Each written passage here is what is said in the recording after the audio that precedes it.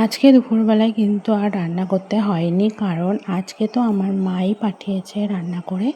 তো দেখো, এটা হচ্ছে মাছের মাথা দিয়ে বাঁধাকপি, আর সাথে পাঠিয়েছিল কলাইয়ের ডাল, তার সাথে ছিল বেগুন দিয়ে আর ইলিশ মাছ, এটা ইলিশ মাছ। আর এই যে সাথে কিছু ভাজাও ছিল।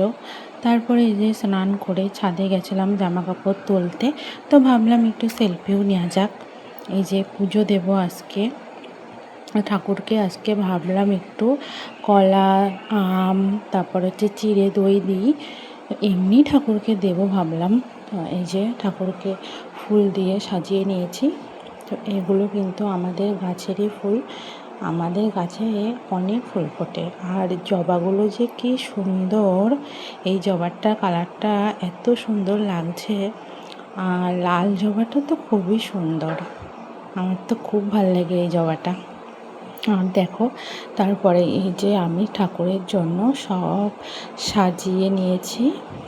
তো কাঁঠাল, মুড়ি, মুড়কি সবই আছে। তো এই যে ঠাকুরকে দেব এবার। আর তারপরে পুজো তো দেওয়া হয়ে গেল, তারপর আমিও নিয়েছি ভাত খাবো এবার। এই যে চলো এবার খাওয়া যাক। তো এই যে খেতে বসে গেছি। তো ভিডিওটা এ পর্যন্তই, টাটা।